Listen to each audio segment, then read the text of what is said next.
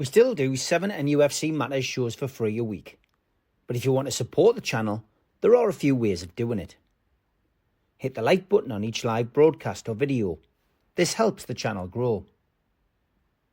Hit the subscribe button and select the all notifications option.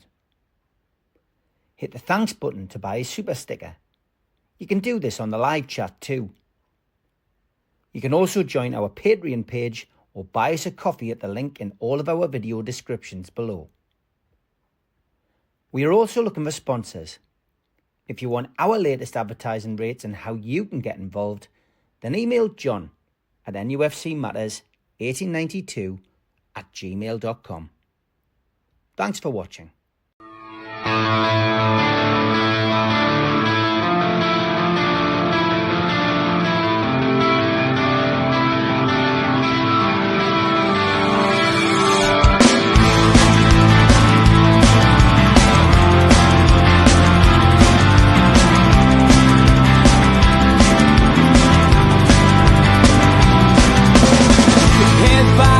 Critics attack. It feels like I've been talking to myself again. But it's the only way you're ever gonna learn. You look back and it's all in the past. I'm dwelling on the thoughts I cannot say to you. If I don't say the words, then maybe it's not true. And it feels alright when they come and say to you, you're the only thing that makes us all believe. And it feels alright where the worlds collide. Manipulation stands to make us red. What's that you said coming over you? You wish it upon a star. You wish it on a star. You are, you are, you are. You fight back, it's an all-out attack. It feels like I've been taken on the world's machine. Because I want it more than anyone can dream. You look back and it's all in the past. You tell me how you live by all the things you do. Well, you can be yourself, but maybe I'm not you. And it feels alright when they come and say to you,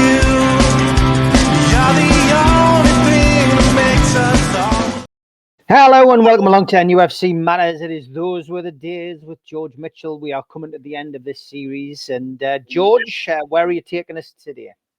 2021, Steve. Over to you, George. Thank you. As a preamble, this particular year for me, and I suspect for you, while ordinary fans might not realise it, we knew there was all sorts of attempts to get takeovers moving, and with I know yourself and Steve Hasty, our Neil, myself, we're all doing little bits to try and get people interested in Newcastle United, and that was all going on blissfully behind what was happening with Newcastle United and Mr. Bruce. So here we go, 2021. Well, as I usually do, here's some of the music. That year was littered with Christmas songs. Shakin' Stevens, Merry Christmas Everyone. The Band-Aid one was out. Elton John had one out. All in the top 10 for weeks, even though it wasn't, past Christmas. And then there was other things like Harry Styles, Adore You, Endor with Pump It Up, Jax Jones with This Is Real. So, and music I can kind of remember and relate to for a change, because normally it's over my head, most of it.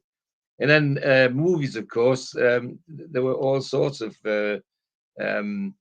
movies on the go at that time, pictures as I call them. Tenet, Birds of Prey, The Invisible Man, all making billions, literally millions at the box office. Extraction and Bad Boys for Life was another one. That was the top 5. They all made huge amounts of money for the film companies. So here we go on to the football. Why we're really here, and some of the pictures you'll recognise the strips and the team. Now there's a one which you can see there was some wishful thinking there by somebody that made that one, that word was out that we might be getting taken over by somebody from the Middle East, and that was somebody's take on what might happen. Well, it hasn't quite happened, but and the shirts were some quite nice shirts. Never a fan of the Fun 88 logo, but the shirts were quite nice. So we started 21 with our usual um, uh, range of friendlies. We went to Crewe Alexandra, we went to Barnsley, Middlesbrough, and Stoke City, and we didn't come out of those friendlies very well. We started the first one in Crewe 3-0, but after that we struggled against Barnsley. We lost 5-1 against Middlesbrough, and lost 2-0 against Stoke at home. Even though it was a friendly, it wasn't the best way to start the season. Then lo and behold, we do start the season, and we go to West Ham, and our first game, and well, we send out the following: Darlow, Maniquino, Lewis, Fernandez, Lascelles, Hayden, Shelby, Hendrick, San Maximum, Carroll, and Wilson. And West Ham, Fabianski, Fredericks, Diop, Obana, Cresswell, Noble, Rice, Suchek, Fornals, Bowen, and Antonio, which is a lot of them still in West Ham's team, of course. And the pundits had West Ham as being possibly doing well this season, and us struggling.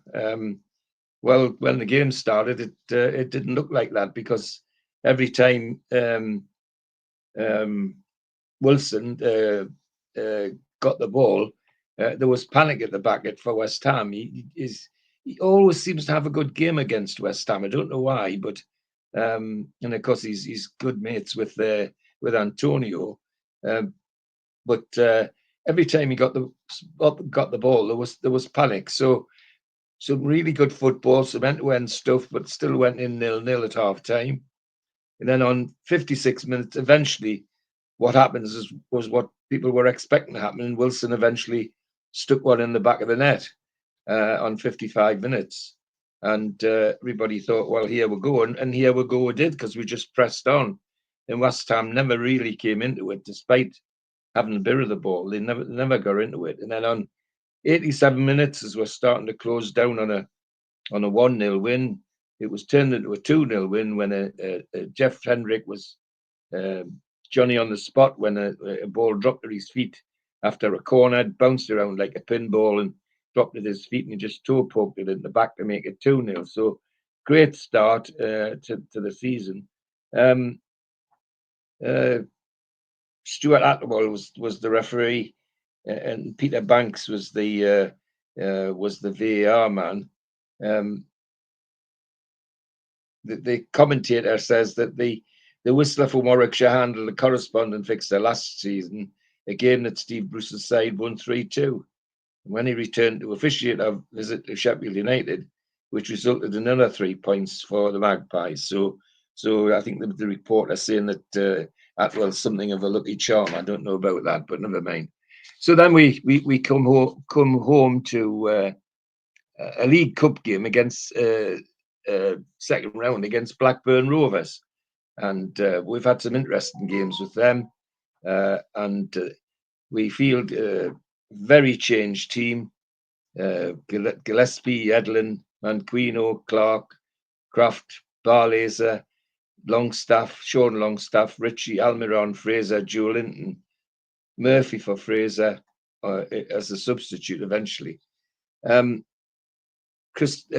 Rovers, Kaminsky, Bell, Williams, Lenehan, Namabi, Rothwell, Holby, Travis, Rankin, Costello, Dolan, and Brereton. Considering it was a quite changed team, they performed quite well, and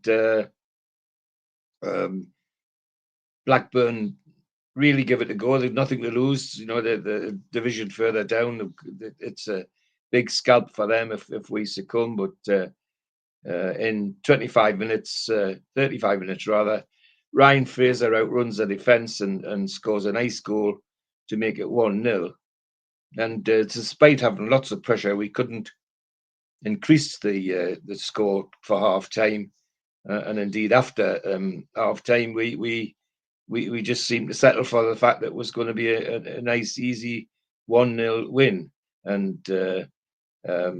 so it turned out. But it was nice to be through on the first round, because we've suffered so badly in the League Cup in previous occasions.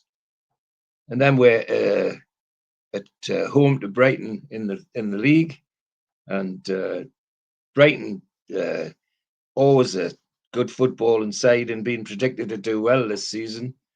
And we're back to a more recognisable team: Darlow, Malaquino, Lewis, Fernandez, Lascelles, Hayden, Shelby, Hendrick, San Maximum, Carroll and Wilson, the team that we started off with. Brighton and Hove Albion have Ryan, White, Dunk, Webster, Lamptey, Barishima, Alzate, March, Trossard, Morpie and Connolly. With Brighton, it's interesting when you look at their team to look at the names that still appearing, but for other clubs, because they've been sold on and left behind. Like Trossard I mentioned, and Morpie, they've all been sold on to better things. Started off bright enough, but then very stupidly, Fernandez brought Trossard down in the box, and Morpie stepped up to make it 1-0 on just 5 minutes for Brighton. We didn't help ourselves because we'd been very careless at the back, and a couple of very slack passes between Fernandez and Lewis, and Morpie sneaks in, and it's 2-0 on 7 minutes. So we're really looking down in the mouth. That's how it stays till half time. Then after half time, it's a bit more even, Stephen, but all the time it's Brighton that are getting the chances. So it's no surprise when towards the end on 83 minutes, Connolly, a dangerous striker, makes it 3-0 to Brighton, and we get a real glimpse at how tough this is going to be for this season, I think. Referee Kevin Friend. And we then have the next round of the League Cup, which was an away tie to Morecambe, and Morecambe having nothing to lose, come out with the view that they're going to have a go at this, and they do. They field our cup squad, if you like, with Gillespie, Crafty, Edlin, Lascelles, Clark, Hayden, Sean Longstaff, Murphy, Almiron, Ritchie and Joe Linton. And we got Halstead, Mello, Henry, Lavelle, Davis, Slew, Giaragura, Stockton, Wildig, Mendes, Gomez and O'Sullivan for Morecambe. Mainly players who are from Premiership and Championship clubs, but on the wrong side of 30. Played decent football, but it isn't long before we dominate them. And Joe Linton on 5 minutes makes it 1-0. 20 minutes, Almiron makes it 2. 27 minutes, Murphy makes it 3. 31 minutes, Joe Linton makes it 4. And then right on half time, Isaac Hayden comes up for a corner and makes it 5. So we go in at half time 5-0. And there's certainly going to be no pressure on this League Cup round. Second half gets off, and another corner, and Lascelles comes up, and they can't handle the height. And Lascelles gets his customary header in the back corner. And then just before the end, a blinding shot from Matt Ritchie hits defender Lavelle, and fools the goalkeeper, and it becomes 7-0. So a very tidy win, and progress to the next round, which is what matters to the fans. The referee was somebody called Darren Drysdale, a lower league referee from 2004. The first time he'd taken charge in a competitive senior game that involved us.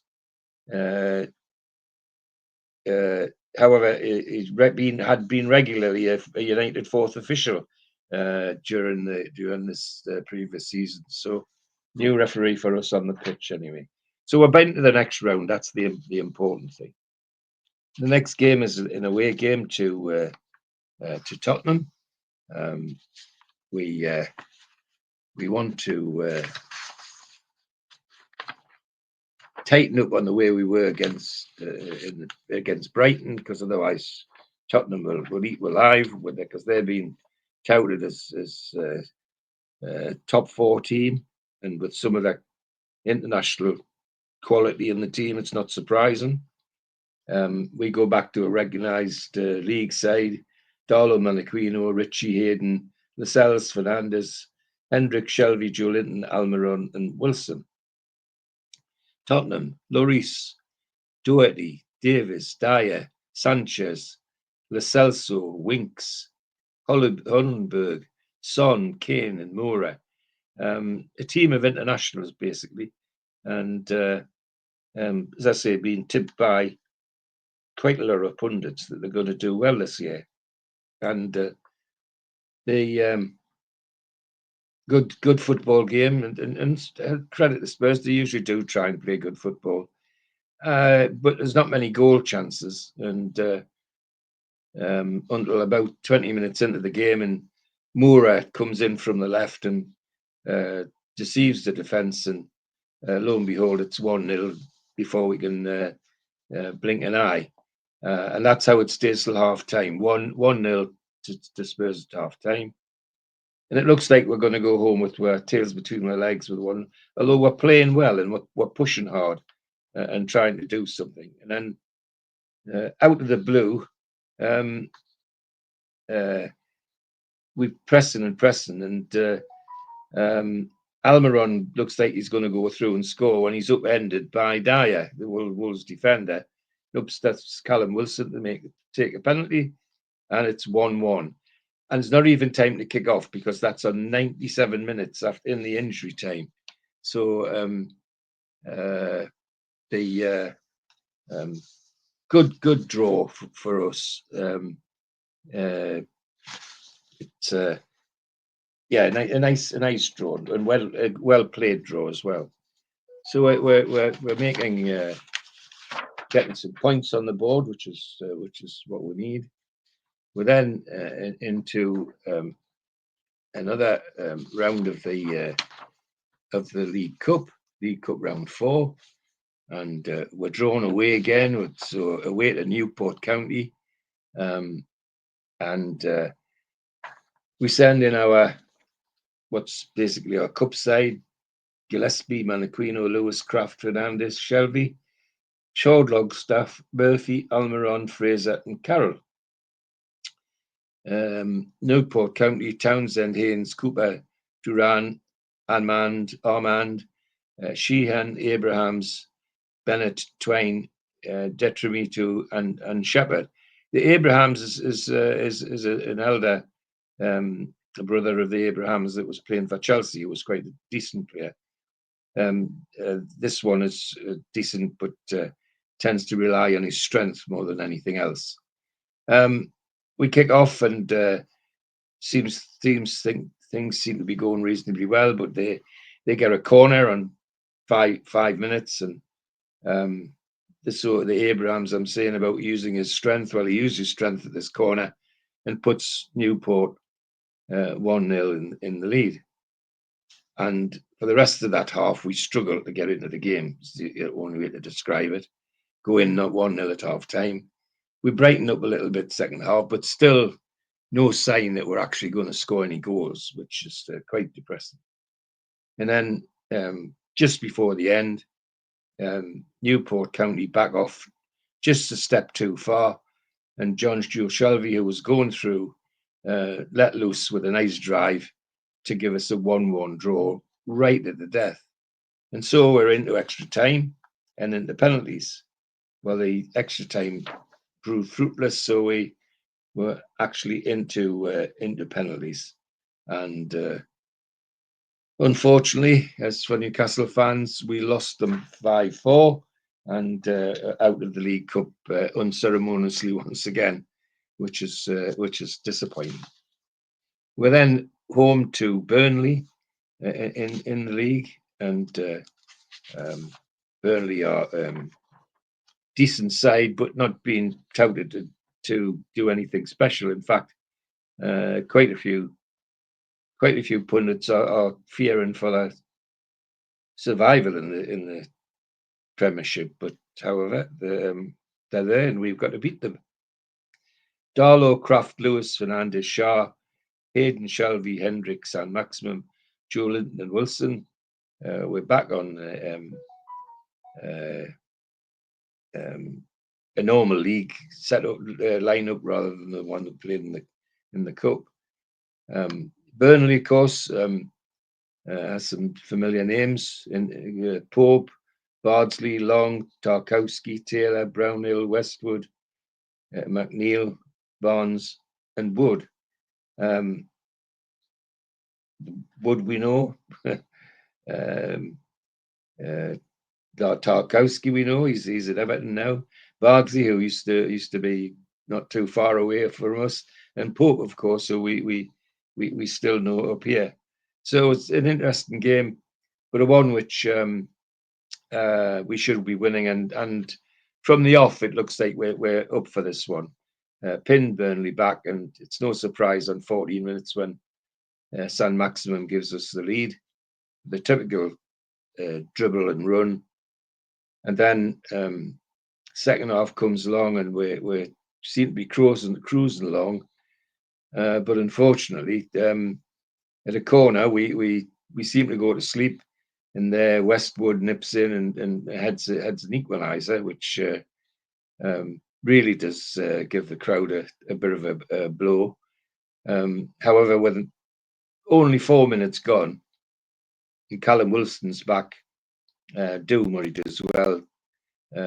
A nice goal, run through onto a ball from Shelby, and makes it 2-1. And then on 77 minutes, he's going through on his own again, and he's upended by Tarkowski, and takes the penalty himself, and we end up with a 3-1 victory, which is great. Just what we needed. Referee's an interesting name, David Coote, who has suddenly become famous for anything but football.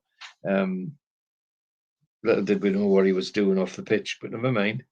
We're then at home to Manchester United.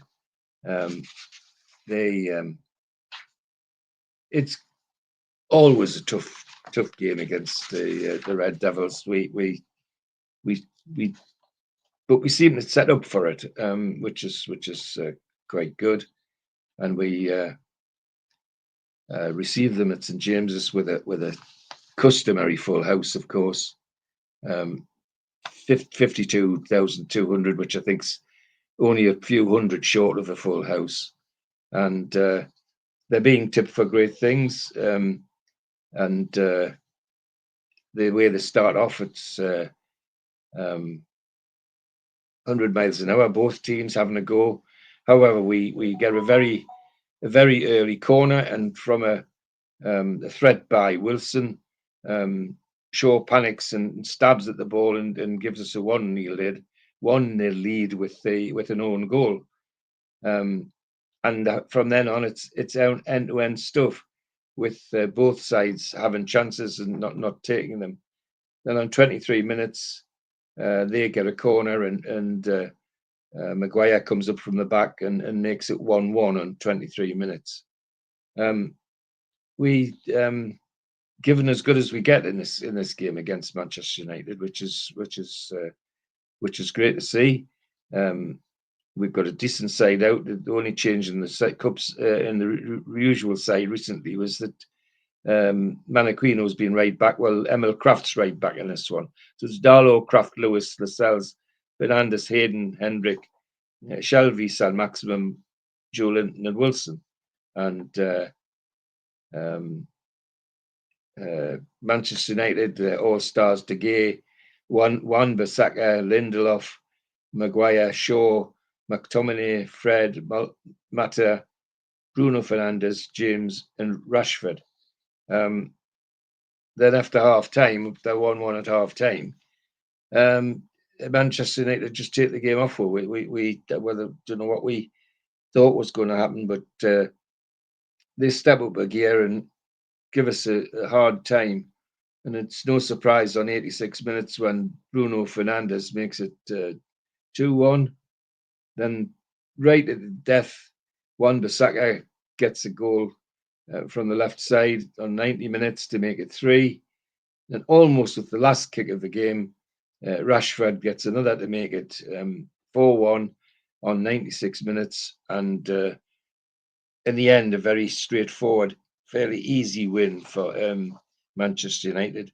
Craig Pawson was the referee, and Lee Mason the VAR man. So a defeat. We didn't deserve a 4-1 defeat, but don't always get what you deserve in football, especially if you're a Newcastle fan.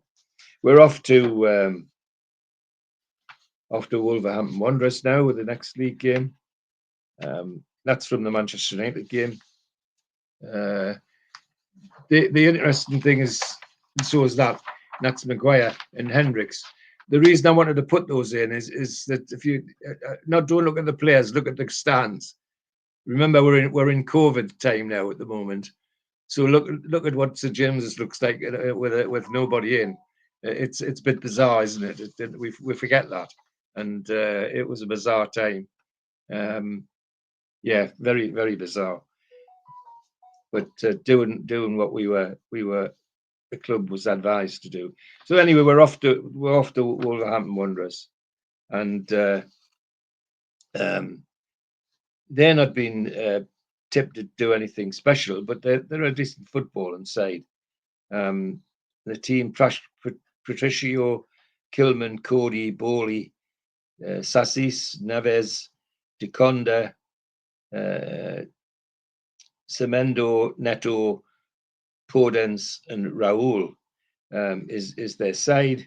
And we send Darlow, Murphy, Lewis, Fernandez, Lascelles, Shaw, Almiron, Hendrick, Fraser, San Maximum, and Wilson.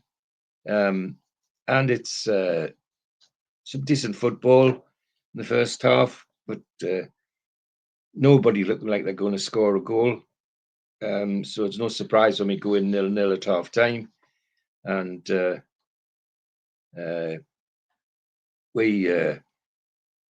neither side makes substitutes at half time. They come out the same as they were in the first half. And as the game progresses, the substitutes come on with De Oliveira on for Salis, Traore for Prudence, Moutinho for Neves for Wolves, Joe Linton for Fraser, Sean Longstaff for San Maximum, and Carroll for Lascelles for us. And they're still very even Steven stuff without anybody threatening a goal. Then out of nowhere, Raul picks the ball up and deceives our defence on 80 minutes and makes it 1-0. And I think everybody was getting ready to think, well, that's it. But we keep pressing, and as luck would have it, there's some good play on the right side between Almiron, Wilson, and Hendrick, who lays the ball out. And coming up from the back is none other than Murphy, who plants a nice drive from the edge of the penalty area into the Wolves' goal to equalise 1-1. So we go home with a 1-1 draw, which we didn't look like we were going to get at one stage. So we're back home now to the home game with Everton, and Everton playing some good football. Again, not being tipped for anything special, but being looked at as a decent side. But certainly a side that if we want to be doing anything, we should be beating. Teams unchanged from the previous week with Murphy staying in at right back. Everton got Olsen, Kenny, Mina, Keane, Nakuru, Dakor, Allen, Delph, Sigerson, Gomez, and Calvert-Lewin. And it's a decent game, but despite the fact there being serious goal scorers on the pitch like Calvert-Lewin, Wilson, and others, nobody looks like they're going to frighten the goalkeepers, because it's there's hardly a shot on goal, despite the fact that the two teams seem to be playing decent football. After half time, we seem as though we're liven up, and we have a go a couple of times and some near misses, and then on 56 minutes, Wilson's just about ready to plant the ball in the back of the net when Keane tackles him from behind, and it's a card for Keane and a penalty for Wilson, and he makes it 1-0 on 56 minutes. And the game's bit end to end because Everton want to try and get back into it, but try as they might, they can't. And then on 64 minutes, Wilson scores a typical Wilson goal, put through by Hendrick. He fastens onto a ball and just one-on-one with the goalkeeper, and 9 times out of 10, Callum Wilson's going to succeed, and he does, to make it 2-1. So we get a nice win, which takes us nicely up to the middle part of the table, instead of looking over our shoulder. We're now away to Southampton, and another team we should be beating if we're going to do anything at all in the league. They're actually one of the teams being touted as possibly on their way out of the Premiership, but we wait and see. So we go with Darlow, Murphy, Shaw, Lascelles, Fernandez, Lewis, Sean Longstaff, Hendrick, Almiron, Wilson, San Maximum, an unchanged team. Southampton have McCarthy, Walker, Peters, Vestergaard, Stevens, Bednarek, Romanu, Ward-Prowse, Armstrong, DeGenpo, Walcott, and Adams. It's a decent football game. Both sides playing some reasonable football. The biggest threat coming from Shea Adams, their centre forward, supported by Adam Armstrong, of course, who we know. And it's a bit of a shock that so early as 7 minutes, Adams deceives our defence and makes it 1-0. We tried very hard to come back into it, and with little luck. Second half's the same, bit of end-to-end stuff, but by and large, Southampton in control. And on 82nd minutes, nobody's surprised when Armstrong makes it 2-0, and we come home with a 2-0 loss, which was a bit disappointed, because I think a lot of people, me included, hoped that we would be in a position to do something at Southampton, but it didn't happen. We're then at home to Chelsea, and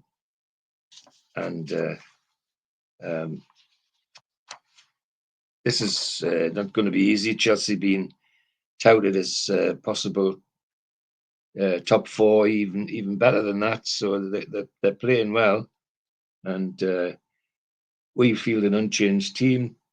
Chelsea have Mendy, James, Zuma, Rudiger, Chilwell, Kovacic, Kante, Mount, Zinich, Abraham, and Werner,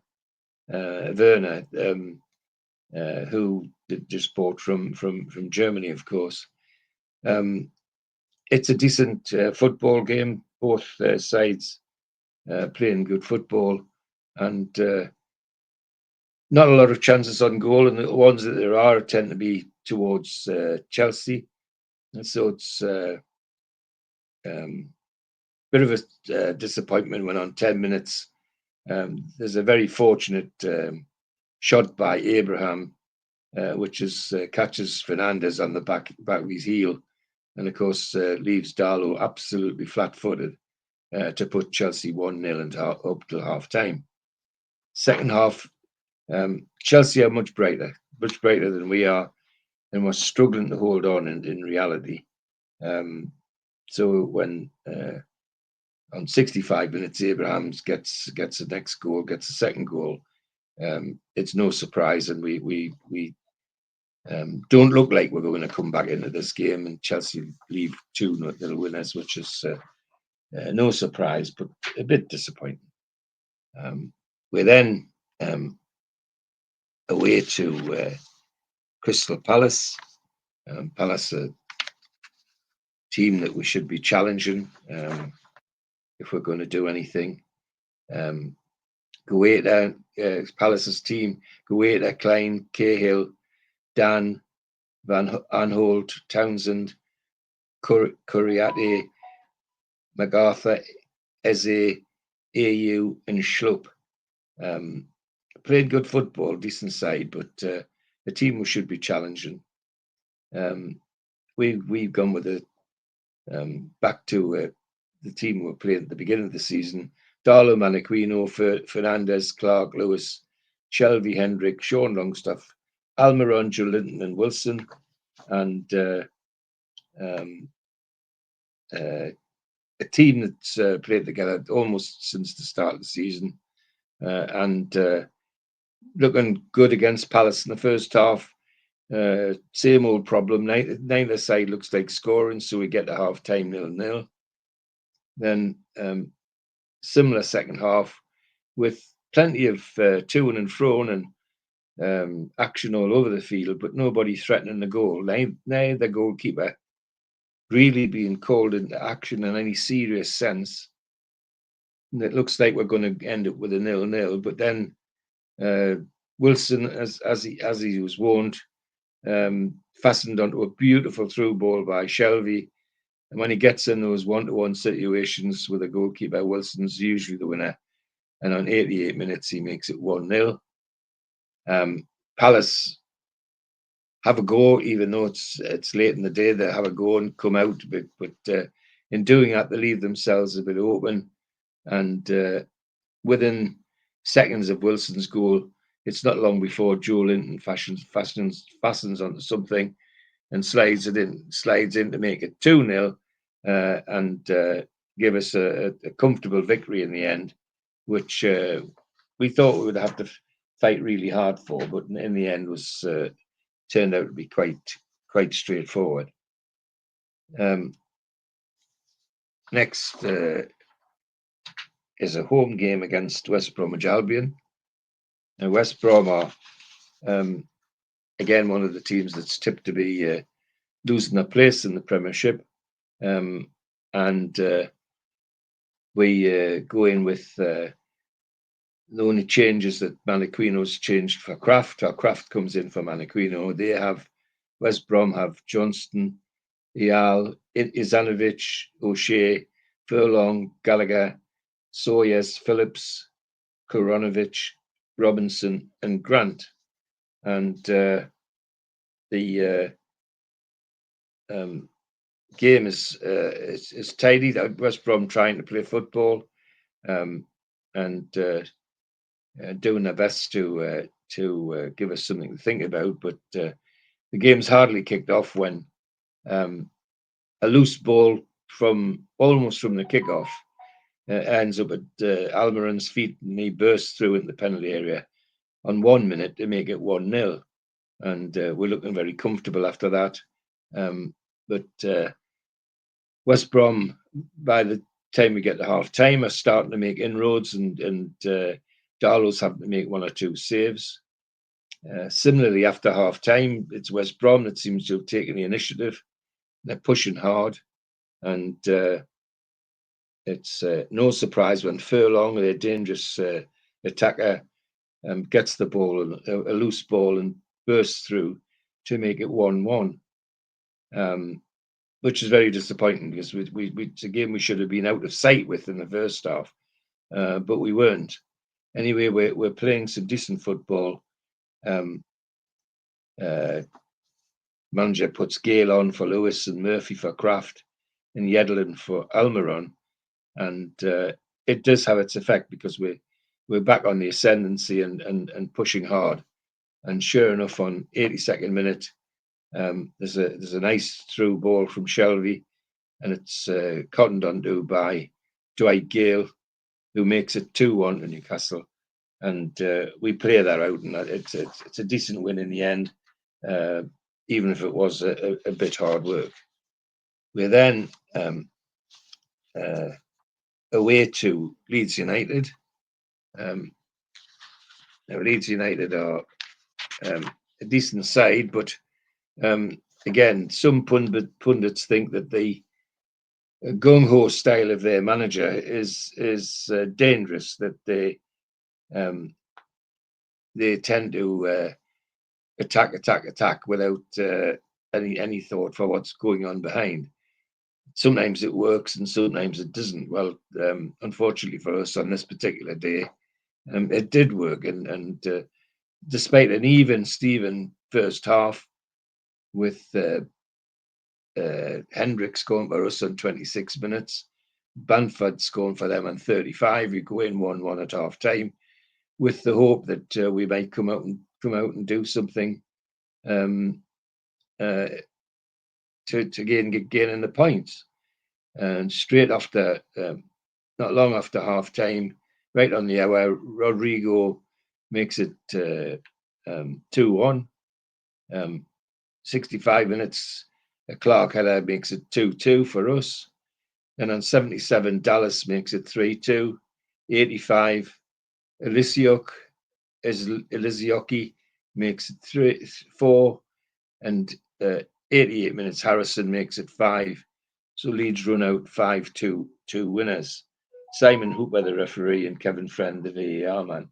A sad defeat, but one which once Leeds got their teeth into the game, you could see it was a real possibility, the way they were playing. So we're now at home to Fulham, and Cottagers are being talked about as being an up-and-coming side at this juncture of the season. They're playing quite well, but they're still a team that if we're going to be doing anything, we should be beating. Only change in our team is Yedlin's at fullback instead of Kraft, and Fulham bring Areola, Anina, Anderson, Adrialiolo, Robinson, Zambo, Agusi, Lamina, De Cavode, Reed, Kearney, Lukman, and Mitrovic. Mitrovic, of course, who we know very well. It's a decent game, end-to-end stuff in the first half, and Mitrovic giving our back for the usual sort of push around. He uses his strength all the time, and quite a dangerous attacker, as we well know. And as we go towards half time, there are 2 or 3 corners to Fulham, and on the second one, Mitrovic is knocking people about, and he manages to get a head on a ball which flicks off the back of Richie's head and into the bottom corner, leaving Darlow with no chance at all. So we go 1-0 down to an own goal. However, credit to the Newcastle team, they do have a go, and impressing the Fulham centre half Anderson upends Almiron in the box, and Callum Wilson steps up to make it 1-1 from the penalty spot on 64 minutes. Graham Scott's the referee, and Andy Madeley the VAR man. A reasonable draw, but really a team that we should be beating if we're going to produce anything of any note. We're now at the quarter-final of the League Cup, and we've got Brentford.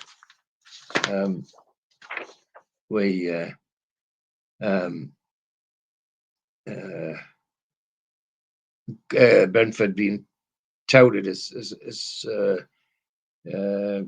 being possible winners of this trophy because of the way they're playing. They're getting some good results, some good scores, and we go to our almost the same team as we had in the league the game before, which was unusual because it was more like Rafa had changed things around for the cup, but he didn't this occasion. And Brentford had Daniels, Fosnu, Sorensen, Pinnock, Thompson, Macondes, Janel, De Silva, Canos, Force, and Gudos.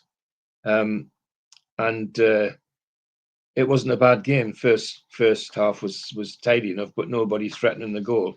So it was no surprise when we went in 0-0 at half time and come out for the second half. And same pattern. Each team getting chances, but neither being able to take them until on 66 minutes. Da Silva goes in behind our defence, and a neat little header underneath Darlow to make it 1-0 to Brentford. And that's how it stayed till the end. So at the end of our foray into the League Cup. We're then away to Manchester City, who are being predicted to win everything before them. So we're going to have to be on our mettle, on our best for this one. We go with the same side as we just seen. Well, read it. It's Darlow, Yedlin, Richie Fernandez, Shaw, Clark, Hayden, Longstaff, Murphy, Almiron, and Joe Linton. Man City, Edison, Stones, Ruben Diaz, Ake, Rodri, Cancelo, Gundogan, De Bruyne, Sterling, Torres, Bernardo Silva. So the usual star-studded lineup for them. And as I say, being tipped to win everything in sight. So just to survive, we've got to be on good form. And it's a good entertaining game. 14 minutes, Gundogan manages to make it 1-0 for City. We fight and try and respond as best we can, but with little luck. Come out the second half and again seem to be willing to have a go rather than sit back. But in having a go, of course, you can't leave too many opens for a team like Manchester City. And on 55 minutes, Torres makes it 2-0 and basically sends Manchester into the dressing room with a fairly safe and comfortable 2-0 victory. But we didn't play too badly. Is a nice thing for us because it in places like that it's so easy when you go down to get completely and totally swamped. So we Manchester City and a defeat, and the last thing you need, of course, is if they defeat like that is a game against somebody like Liverpool. However, that's the next home game at St James's is Liverpool, and again, we're getting full houses at the moment, and really supporters are doing their bit. 50 real full house for Liverpool, 52,200 and something, which I think is probably only about a dozen off a full house. We're one change. We put Murphy in at right back, and Matt Ritchie goes down to the bench. Liverpool: Alisson, Alexander-Arnold, Phillips, Fabinho, Robertson, Jones, Henderson, Milner, Salah, Firmino, and Mane. Absolutely, talented side, and look like the biggest threat to Manchester City to stop them winning things this season. A good, entertaining game. Some near misses, both goalkeepers doing well, but nobody able to put the ball in the net. Come out to the second half, and same thing. We get some entertaining stuff, but Darlow and Allison are doing their jobs, and whatever chances there are being snuffed out by the two goalkeepers, and so the game ends with a 0-0 draw, which I think most Newcastle fans would have settled for at the beginning of the match. Paul Tierney is the referee in this particular game. So next game is another home game against Leicester City. Leicester City being talked about by pundits as not being, be one of the ones that might disappear this season. But anyway, they come with our sides unchanged. Schmeichel, Justin, Castagne, Evans, Fontana, Niddy, Tielemans, Barnes, Maddison, Albright, and Vardy. Names that we know quite well. We set off as though we're going to win this one, but Leicester gradually come back and take over. And by half time we're 0-0, and we're grateful for that because the Vardy's causing us all sorts of trouble. After half time, we suffer from not being awake. Really, Vardy was giving everybody a headache. So it's no big surprise when 55 minutes he lays on a sitter for James Maddison, and on 72 minutes Tielemans makes it 2, and then right on 10 minutes later, just before the end, Andy Carroll makes it 2-1 for us, 2-1 for them. But we even at 2-1, we don't look like we're going to come back and get any points out of the game. So a 2-1 loss against Leicester at home, which was a bit disappointing because they're a team that we should have been up there thinking about beating. The next game is the FA Cup third round, and it's another away tie. I must say, when I look at these fixtures on all of these things that I do, the draws never very kind in Newcastle. We do pick up a lot of away draws, and just the same here. So we go to Arsenal for this third round of the cup. A reasonably strong side: Dubravka, Kraft, Dummett, Clark, Lascelles, Hayden, Longstaff, Hendrick, Almironjo, Linton, and Carroll. With Arsenal, Leno, Suarez, Luiz, Mari, Tierney, Elneny, Willock, Pepe, Willen, and Nelson, and Aubameyang. Very dangerous side. And again, another side that's been tipped for top 4 and playing good football. Well, we don't sit back and let Arsenal have it. We actually have a go in this one. So get the half time 0-0, and everybody's thinking, well, maybe we'll get something out of this. And second half comes, and we're as up for it as we were in the first. We're given as good as we get. Neither goalkeeper really troubled, but making the occasional save. And we get to the final, which is still 0-0. So we're into extra time, and the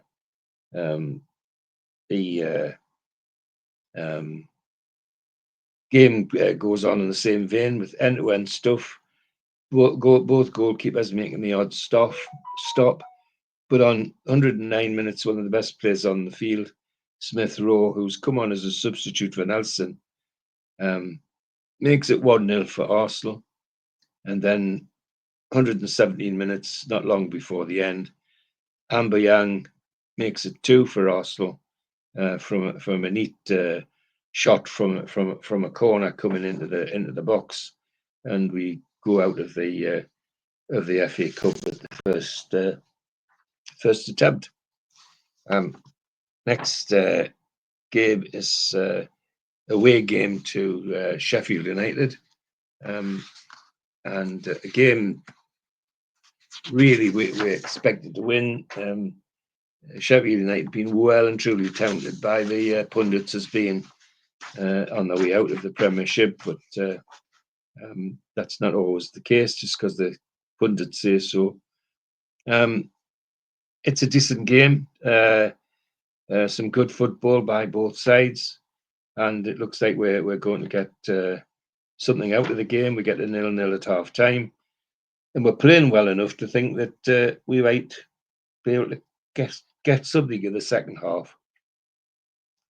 Our team: Darlow, Yedlin, Dummett, Clark, Shaw, Fernandez, Hayden, Hendrick, Longstaff, Fraser and Wilson. Sheffield: Ramsdale, Basham, Egan, Ampadu, Austin, Fleck, Marwood, Ludstrom, Bogle, Burke and McGoldrick. Interestingly, McGoldrick's still playing for them now, so he's must be a good age.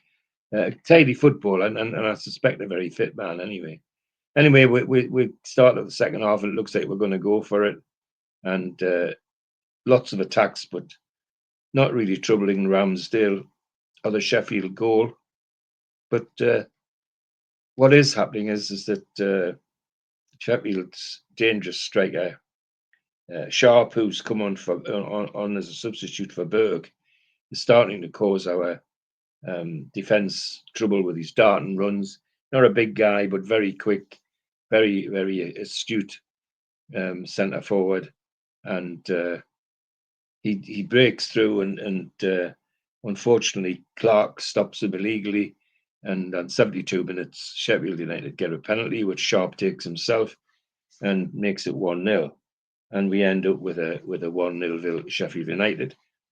Gets a bit nasty in the second half, with Sharp and McGoldrick getting booked for Sheffield, and Fraser, Darlow, Hayden and Shaw getting booked for Newcastle. And unfortunately, Fraser getting a second booking in the second half and getting a red to go off for an early bath. Andy Madeley, the referee, and Robert Jones, the VAR man.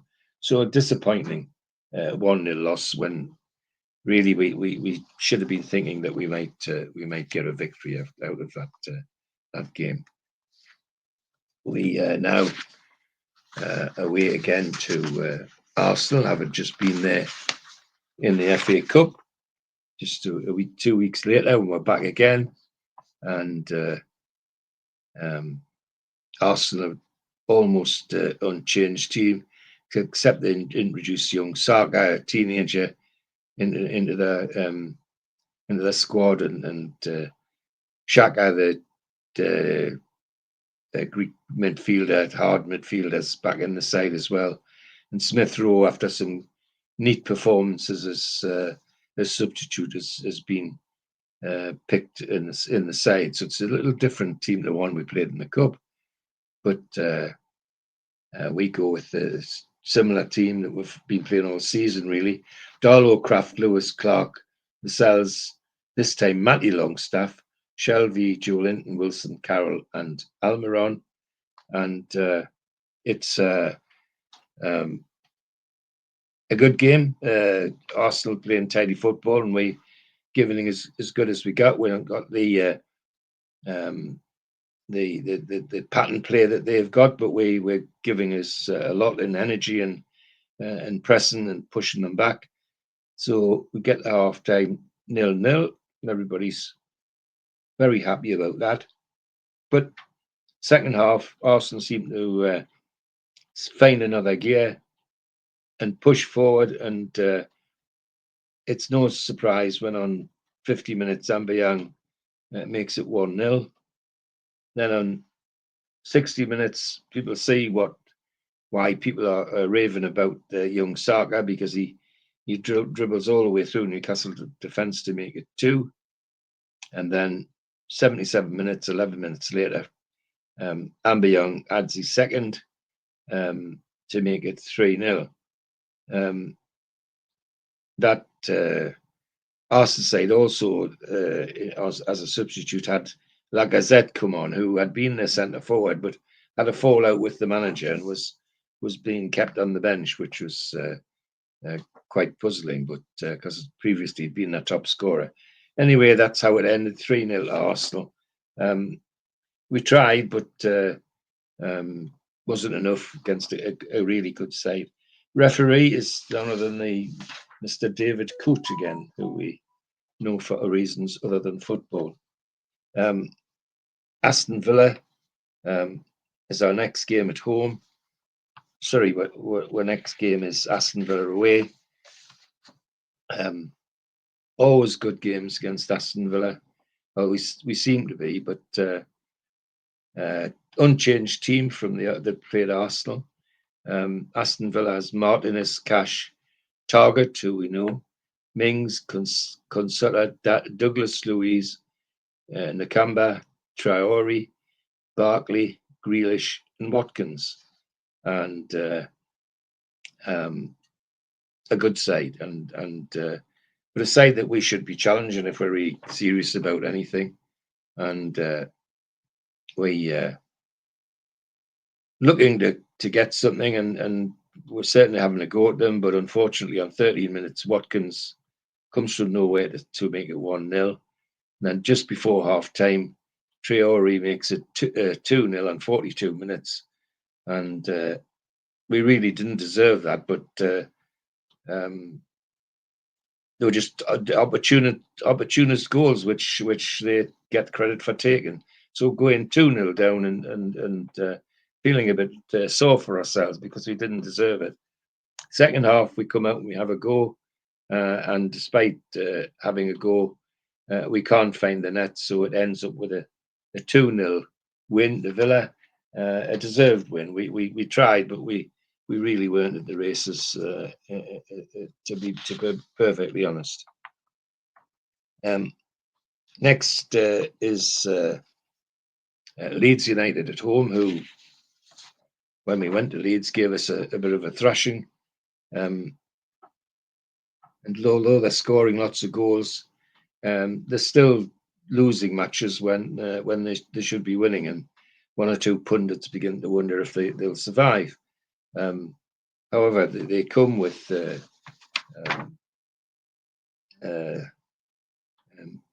Meslier, Ayling, Alonski, Llorente, Cooper, Phillips, Rapina, Dallas, Rodrigo, Harrison, and Bamford. And we've got Darlow, Murphy, Lewis, Shaw, Lascelles, Hayden, Hendrick, Shelby, Almiron, Fraser, and Wilson. And some good football in the first half. Leeds particularly are dangerous with their centre forward Bamford, who's all over the place, and they're pressing us quite hard. So it's no surprise in 17 minutes when Rapina makes it 1-0 for Leeds. Then the second half comes, we're having a go back at them, which is quite good to see. On 57 minutes, Almiron makes it 1-1 with a nice goal. But 10 minutes later, Harrison, the left-sided attacker, makes it 2-1 to Leeds, and they do a double over us, which is a bit disappointing. Anthony Taylor's the referee. So a 2-1 win to Leeds, which is disappointing on our own patch. So we then come to an away match against Everton.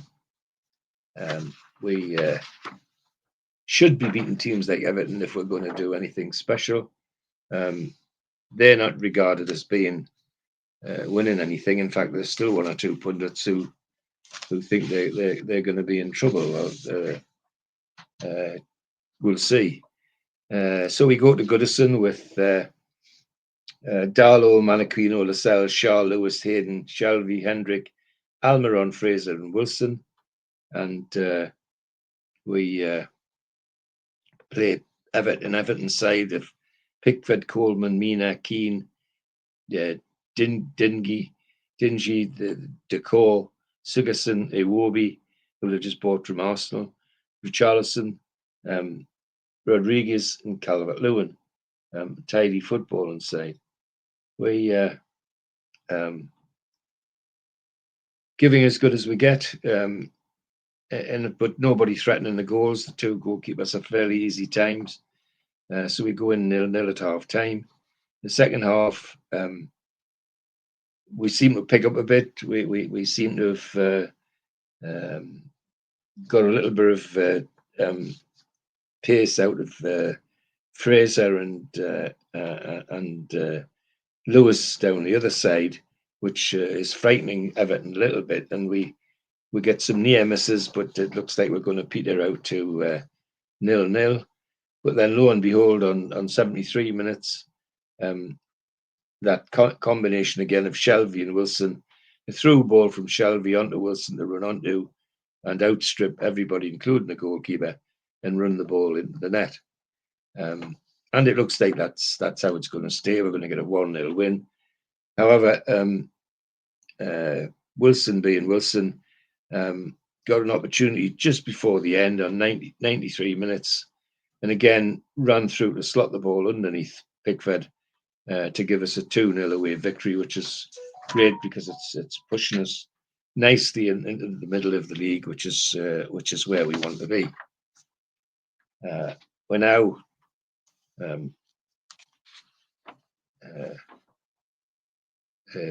Crystal Palace at home.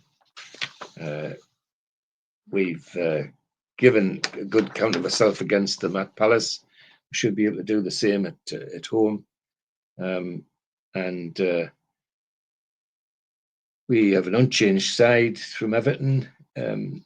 Crystal Palace, Guate, Klein, Cahill, Dan Van Holt, Riedewald, Milinovic, Ayew, Airy, Ezi, Zaha, and Batshuayi. Again, it's a side full of footballers, but not always don't always turn up. Well, they turned up this day because from the kickoff, it looks like Palace want this game.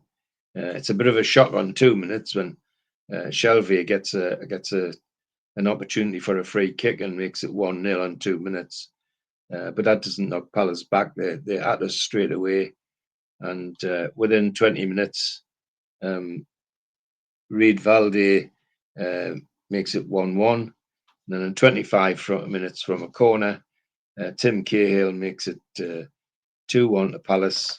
And that's going to be hard for us to pull back. And the second half, we get 2-1 half time. Second half, we're really Palace just play out of it. They flood the midfield, and there's no way. We don't seem to have an answer to that and find a way through. So we end up with a 2-1 win to Palace, which was disappointing because I think most people thought we might actually get something out of the game against Palace. We're then at home again, this time to Southampton, who beat us 2-0 at their own on their own pitch recently, but are now rumbling around the bottom of the league, which is worrying for them. But in fairness, the pundits have been predicting all season that they weren't going to be at the top, and we simply set about them. Within 16 minutes, Willox made it 1-0 to us. 26 minutes, Almiron makes it 2-0. 30 minutes, Mamino of Southampton makes it 2-1. And then just before the half-time whistle, Almiron slides through to get another one to make it 3-1 at half-time. And that's how it looks it's going to stay, because after up to half time. After that, it's fairly straightforward. We come back after half time, and very early in the half, there are a couple of free kicks for Southampton, both of which go very near Darlow's goal. And lo and behold, we do it again on 50 minutes. On the edge of the box, there's another Southampton free kick. But Ward Prowse is on the pitch, and he's the expert. And he shows just how expert, and he slots it in past Darlow to make it 3-2. So then it becomes end-to-end because Southampton think that they can win it, and we're hanging on to make sure that they don't. So it's entertaining for the fans, but in some ways a little nerve-wracking because every now and again something will go past the goal, or Darlow will have to make a save, and it looks like we might be throwing the match away. But we hang on to our 3-2, and despite the fact that we, for the last 10 minutes, we had to do it with 10 men, because on 60 minutes, the last 20 minutes, the 60 minutes, Hendrick very stupidly gets a second yellow card and is sent off. So we did well to hang on in the end to 3-2, but a good win against a very ordinary Southampton side, I have to say. We then at home, away to Chelsea, Stamford Bridge. A tough game because they're being tipped to be up among the tops. We send an unchanged team. Chelsea have Azi Rubaga, Azaliqueta, Christensen, Rudiger, Hudson-Odoi, Jorginho, Kovacic, Alonso, Mount, Werner, and Abraham. Very good football inside, and we at the start look like we're going to give as good as we get, and we're doing very nicely.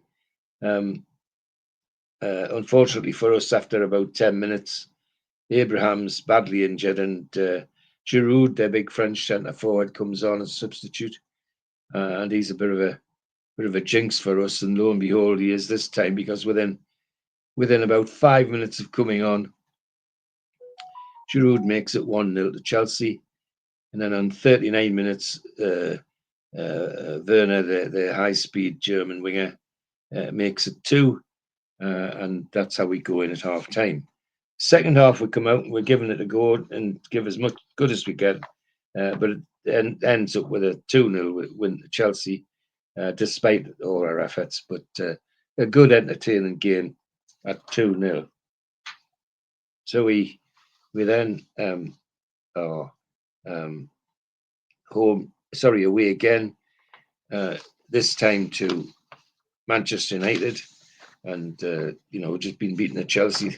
Do you really need to go to Manchester United? Well, afraid we do.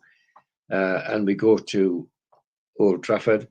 Incidentally, the Chelsea crowd, again, full house, 52,000. We go to Old Trafford with, as always, hoping that something might come out. And we have an unchanged team from the one previous week. Manchester United have De Gea, Wan-Bissaka, Lindelof, Maguire, Shaw, Matic, Fred, James, Fernandes, Rashford, and Martial. A good start of the game. There's chances at either end. Both teams playing some good football. Then on 30 minutes, brilliant goal from Rashford, cutting in from the left and let loose with his left foot on 30 minutes to make it 1-0 to Manchester United. Then, just to show what he can do, Saint-Maximin comes in from the right, and on 36 minutes it makes it 1-1. There's lots of other misses in between, and we get to half time at 1-1. And then in the second half, same thing, lots of chances, end-to-end stuff. Both goalkeepers doing their jobs. But on the 57 minutes, James for Manchester heads in from a corner to make it 2-1. And then a careless bit of defending by Clark brings Martial down, and Fernandez scores from the penalty spot to make it 3-1 to Manchester. We don't give in. We keep fighting, and it shows in the fact that we didn't lose much ground in the second half. So a 3-1 win to Manchester United. Sad, but at least we did give it our best. Then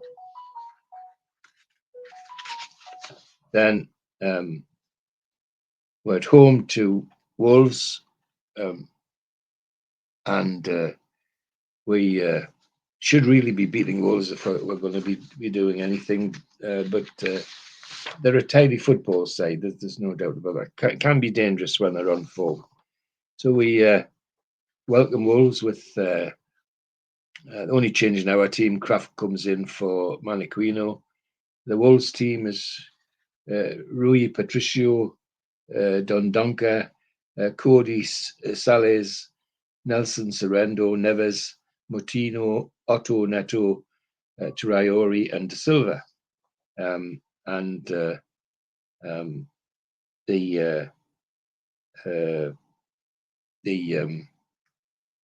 games sets off at 100 miles an hour. Both teams look as though they want to win this one, and it's amazing that we get a half time with nobody scoring, because both keepers have had to make saves, and there's been oodles of chances that have just gone flying past the woodwork. Open headers on a couple of occasions for ours. I mean, 2 from corners from Hayden and Clark. Should have been goals and didn't get anywhere near. But that's how it goes. However, we get in it nil at half time. Second half, same thing happens. Some end-to-end stuff, some good football, and then at last a corner which reaches the right head this time. Lascelles, who barely misses from a header from inside the box, and makes it 1-0 to United. And we're thinking, great, we're on our way to a victory. And of course, just when we think that, Wolves start to come back again. Then on 72 minutes, Neves, their dangerous forward, makes it 1-1 with a very tidy goal from the left-hand side, cutting in and unleashing his left foot shot. So 1-1 it is. Both teams having a go, some near misses, but 1-1 it remains, and a decent result for us in the end. So we sort of firm our position as a mid-table team, which is a comfort. Having just dispensed with one Black Country team, we get the other one to visit. West Bromwich Albion is the next game away from home. We have an unchanged team. Kraft's still in the team. West Brom have Johnson, Furlong, Townsend, Barkley, O'Shea, Yakubu, Phillips, Maitland-Niles, Gallagher, Costa Pereira, Diani Angi, and good football side, tidy side, but shouldn't be troubling us. And it's a decent game, some decent football, a couple of misses, but nobody actually threatening the goal. So 0-0 at half time. Come out second half, and same thing happens. Both teams going quite well, but neither looking as though they're going to score, and that's the case. Ends up as a 0-0 draw. Not the worst 0-0 that's been seen, because there was some quite entertaining football. Martin Atkinson is the referee, and Peter Banks the VAR man. Next, it's Aston Villa at home to Newcastle. We had a tough time at Villa Park. Well, we greet Villa with an unchanged team. Theirs is Martinez, Al Mohammadi, who we know from when he played just down the road. Konza, Mings, Target, Matt Target, of course, McGinn, Douglas Louise, Ramsey, Traore, Watkins, and Trezeguet. Tidy side, reputation for playing good football, and it is that kind of game. But again, it's another end-to-end stuff with 9 chances for each set of forwards. So good saves from both goalkeepers. So 0-0 at half time is no surprise at all. And as the game wears on, it looks like everybody on both sides is going to be happy with 0-0 draw. But then lo and behold, from a quite innocuous half shot from Watkins, Clark sticks his foot out to block it, and of course he doesn't block it firmly, and it loops over his knee from his foot and over the top of Dubravka to make it 1-0 to Villa on 86 minutes. And just when we're thinking that's the end of that, we pile on the pressure, and on 94 minutes we get a corner, and Johnny on the spot in the penalty area, Jermaine Lascelles gets his head on it, who makes it 1-1 at the death. So a good 1-1 result against Villa, which helps to keep our mid-table position secure. Next game is Brighton and Hove Albion away. Now, they really did give us a run around at St James's early in the season, so we will need to be on our mettle today. Only one change for us. Maniquina comes back in at right fullback. Brighton side is Modev, Veltman, Dunk, White, Trossard, Lallana, Bissouma, Gross, Welbeck, and Maupay. Welbeck, of course, they brought from Manchester United, ex-Arsenal centre forward, and Gross, dangerous German winger who's given us trouble in the past. And it's a decent game, some good football from both sides. Willock and Shelby seem to be causing Brighton some trouble, as Trossard and Welbeck are for us. We get just before the half-time whistle, and Townsend managed to get on the end of a long ball and head past Dubravka rather, in goal, and to make it 1-0. And disappointing because we played well enough to get the 0-0 at half-time. Then after the second half starts, Brighton just take over, doing to us what they did at our place, playing good football, making them run around. And on 51 minutes, no surprise when Welbeck makes it 2, and 68 minutes when Maupay makes it 3. So second time this season we're beaten by Brighton 3-0, but we can't complain. There were value for the win. Is the only thing we can say about it. We're next Tottenham at home, Tottenham Hotspur at home. They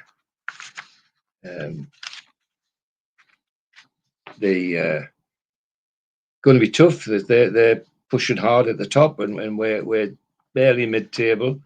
So it's going to be a hard game. The intriguing thing is with this one is that I'm calling them Tottenham Hotspur because that's what it says in my papers, because they're in controversy right at this moment as I speak, because they're telling the press not to call them Spurs or Tottenham, just to call them Tottenham Hotspur. Well, if that's all they've got to worry about, God help them. Because it seems to me they've got a lot more things to worry about than their name. Never mind, that's football for you. There's no explaining what boards of directors want or press people want. Anyway, it's a good tidy game. We set off quite hard against them, and disappointing we can't score. But then on 26 minutes, Joe Linton answers the call and drives through in a crowded place to make it 1-0. Typical bullish Joelinton style.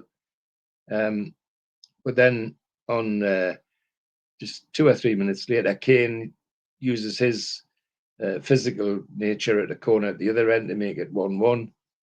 And lo and behold, on another 5 minutes, same thing, corner, Kane, goal. As simple as that, and the go in at half time, 2-1 up, and it's not looking good for us. However, when we come out in the second half, we really do have a go at Spurs. Now, it was a pleasing, I remember being at this game. It was pleasing to see the way that we had a go at them. And the star of the game was Willock. Joe Willock's pace was worrying for Tottenham when he came on as a substitute. Came as a substitute for Kraft, and he troubled them from the minute he came on. So pressed and pressed and pressed. So it was no surprise when on 85 minutes we got a goal, and it came directly from a beautiful run by Willock, leaving Spurs defenders trailing in his stream, and get a 2-2 draw against Spurs was a good result, and it was a good, entertaining game as well. Next game is a away game at Burnley. Burnley, who are struggling a bit at the moment, and if we're ever going to get anything, then this is the time we should do it. Well, yes, there is some changes with us. Dubravka's in, and Richie's in at left back. Burnley have Peacock, Farrell, Loudon, Pietas, Tarkowski, Mee, McNeil, Brownhill, Westwood, Goodyear, Manson, Vidara, and Wood.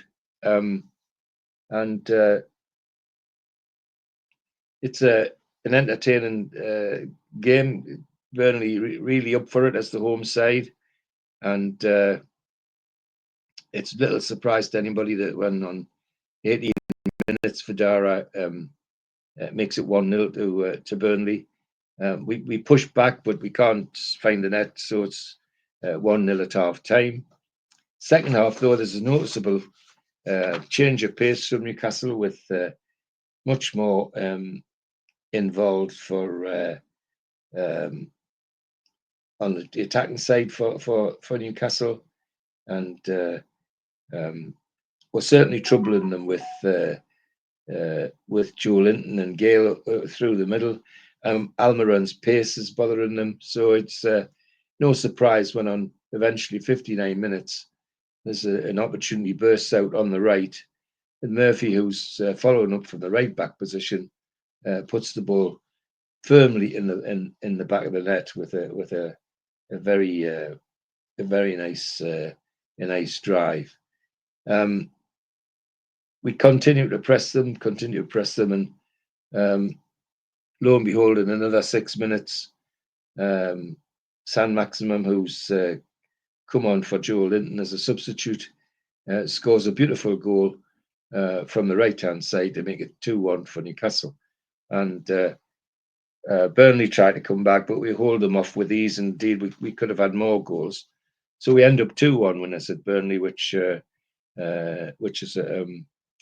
was a nice win, sort of cement our position in the league, and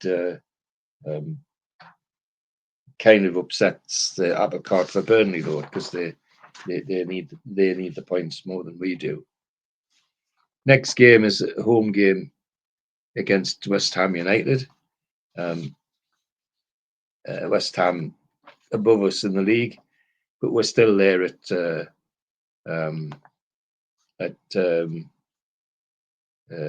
both just about middle, just middle for diddle, as it were. And we're playing some good football. We're not always getting the rewards for it. So home against West Ham, and with an unchanged team, Murphy's still at right back, Dubravka's still in a goal. West Ham come with Fabianski, Diop, Dawson, Ogbonna, Kaful, Noble, Suchek, Johnson, Fornaz, Nays, Bourne, and Lingard. Lingard, of course, on loan from Manchester United, and having turned Newcastle United down. A decent game, some end-to-end stuff at the start, and we're clearly not going to sit back with this one. And it's no surprise when on 36 minutes we get a goal. It's a really solid drive from Sean Longstaff, which hits the back of Diop and goes into the bottom corner of the Burnley net to give us an own goal and 1-0 lead, which Fabianski couldn't get near. Then we keep pressing. 41 minutes just before half time, Joe Linton scores a peach of a goal from just within the penalty area, and we go up 2-0 for half time. And press as we might, we can't get another. Come out second half, and we seem to give ground, and unfortunately we don't only give ground, we concede a goal. On 72 minutes, Diop scores with a very fortuitous lob come cross from the right wing, which evades Dubravka and ends up in the far corner of the Newcastle net to make it 2-1. Then, as luck would have it, Bowen dashes through our defence, only to be upended by Dummett to give a penalty, and Lingard steps up to make it 2-2. And just when everybody's thinking, well, that's the end of that, on 82 minutes, Joe Willock has another mazy run from the left and leaves West Ham trailing in his wake, and makes it 3-2 for Newcastle. And a good game, good football, and a decent result for us. So the next game is away game to Liverpool. Game obviously that's always a high pressure one. Nobody's given us much chance of anything in this game, which is not surprising. They're bashing away at the top of the league with Manchester City to see who's going to come out on top at the end, and their team: Alanson, Robertson, Alexander-Arnold, Fabinho, Kabak, Mane, Thiago, Wijnaldum, Salah, Firmino, and Jota. A very, very tidy side, attacking side. And we've got the same side with Dubravka and Murphy keeping their places. And at first half is Liverpool's. They really give us the runaround for a while, and it looks pretty awful when on 3 minutes Mo Salah scores the first goal of the game, and we just wait for the landslide. But we hang on, get the half time still 1-0.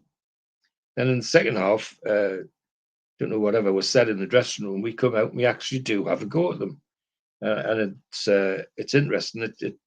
I think it surprises them, it pegs them back a little bit. But lo and behold, who should be threatening to them but Joe Willock? They seem to be struggling with Joe Willock's pace, and so just as everybody thinks it's going to end up 1-0 Liverpool result, almost last touch for Joe Willock. He goes on one of his mazy runs, high speed, leaving everybody trailing in his wake, to score a beautiful equaliser on 95 minutes, and a point which I think very few people would have forecast, and certainly one that we would have all took before the kickoff. That's for sure. The next game is a home game against Arsenal, and again we're looking at a full house for Arsenal. You'd expect it to be a full house for Arsenal. We've got no changes. Dubravka and Murphy hold their places. Now Arsenal have Ryan, Bellerin, Xhaka, Gabriel, David Luiz, Elneny, Ceballos, Willen, Odegaard, Martinelli, and Aubameyang. And it was this time of the season that Aubameyang was another striker who fell out with the Arsenal manager, and was being on and off the team as a result. A good, decent start of the game. It looks like we're going to have a go at this one, and just when we think all things are going well, on 5 minutes, a very, very slack piece of defending by Dummett, and Elneny nips in to make it 1-0 with a very close range header you should never have got close to. However, we don't think we hang on to 1-0 at half time, and indeed we had chances to equalise. And second half is the same. Some end-to-end stuff. We're playing some good footballers, as they are. But on 66 minutes, Aubameyang, who has this knack of being able to pull a really hot shot from a very little back lift, and he does it this time on 66 minutes and makes it 2-0 to Arsenal. Credit to Newcastle, they didn't give up. They just kept plugging away, and try as we might, we couldn't do anything about it. Not a dirty game, but just before the end, on 90 minutes, Fabian Schär gets his second yellow card and picks up the red card for pushing somebody off the ball. He didn't actually hurt anybody, but he did raise his hands, so goodbye for that one. So a 2-0 loss to Arsenal, but it wasn't a disgrace by any means. We're now heading towards a away game at Leicester, who turned us over at our own place. Leicester, the very similar team: Schmeichel, Castagne, Forlana, Sunuku, Penena, Nidhi, Tielemans, Albrighton, Madison, Inacho, and Vardy. And we have this unchanged team with Dubravka and Murphy holding their places. From the off in this game, it's clear we're up for it. And Joe Willock's, no surprise, he's the scorer on 22 minutes.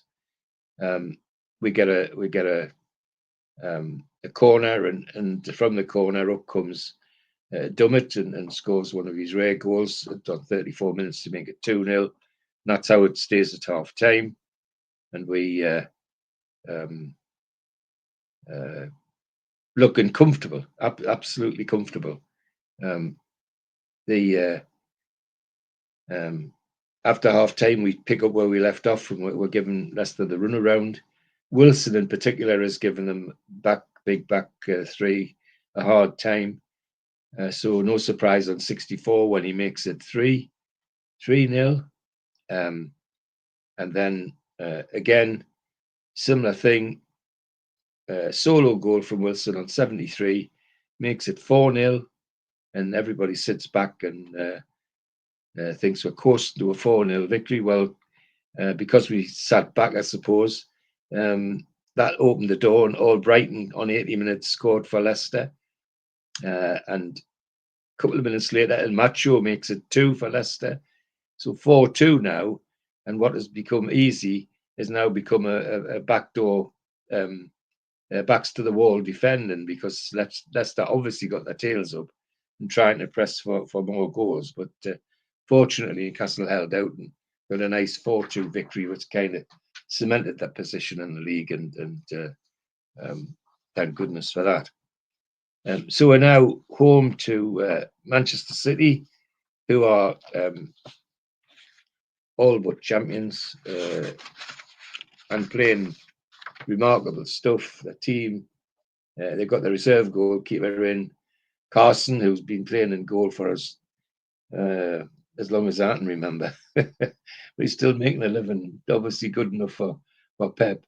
Walker, Garcia, Ake, Cancelo, Bernardo Silva, Rodri, Gandogan, Torres, Gabriel Jesus, and Sterling. And our side's unchanged from the one that won at Leicester. That's Starts off it very, very bright indeed. We're certainly not sitting back, and in 25 minutes, Kraft of all people gets an opportunity for a shot from the right hand side. It's right back, right from the corner of the penalty area. It makes it 1-0 to Newcastle. Conchalto on 39 minutes makes it 1-1. And then on 42 minutes, Torres scores to make it 2-1. And then right at the last kick of the first half, Joe Linton scores a blinder with a rocket penalty. I mean, he hit it to wonder it didn't burst the net. So we go in at half time 2-2. And it looks like that's it looks that's how it might stay. But second half, City up the tempo a little bit and give them a bit of a run around. But out of nowhere and totally against the run of the play, Joe Willock breaks free and scores a beautiful solo goal to make it 3-2 to Newcastle. But then the City turn up the heat a little bit, and on 64 minutes, only 2 minutes after Willock's goal, Torres scores his second. In another 4 minutes, 66 minutes, Torres scores the third. And Manchester City are going home with a 4-3 victory in what was a very, very entertaining game. And of course, the customary full house with a team like Manchester City. And a good but an entertaining game for the supporters, no doubt about that. We have another home match to look to against Sheffield United, who are basically down. I mean, it's no good saying they've got no chance. They're already relegated, so they've got nothing to lose. So they come with great deal of not a great deal of hope, but nothing to lose. They're saying they're gonna have a go if they've got any guts at all. So we then have the same unchanged team with Dubravka and Murphy and Kraft staying, keeping their places. Sheffield United, Ramsdale, Basham, Egan, Robinson, Bogle, Norwood, Fleck, Stevens, McGoldrick, Jebison, and Osborne. And it's a decent game, despite Sheffield's position. They're not going to take anything lying down. So it's bit of end-to-end stuff in the first half. Amazing thing is nobody scores. There's enough chances for people to score, and it takes till right the last kick in the first half for Joe Willock again to be the one that breaks away from the Sheffield defence and has a nice solo goal to make it 1-0 at half time, and we gratefully accept that. So second half, it should have been a cricket score. We had enough chances to add to it. But combination of Ramsdale in their goal and our very, very poor finishing meant that we just got the 1-0 victory, which was great because it cemented our position in just below mid-table. And for Sheffield, well, that was they were already down. And the last game of the season is away game at Fulham, and we've got nothing to lose. We've got more to gain because remember the position in the league gains you so much money, and a win today could get us a couple of places up, which is worth a bit of money to the club. And so we go with an unchanged team, and Fulham have Rodak, Teste, Adiaro, Ream, Reed, Zamba, Augusta, Onaro, Brian, Cavallo, Lukman, and Caverio in their side. Lots of talented footballers. But it's clear we're not going to, we haven't gone just to make up the numbers to this one. From the off, Newcastle are having a go at Fulham, causing them all sorts of trouble. And 23 minutes, Joe Willock opens the scoring with a nice solo goal, and we stay that way till half time. The second half's the same way. We're in control and doing all that we can, and if anybody's going to score, it's going to be us, and it is, because on 66 minutes,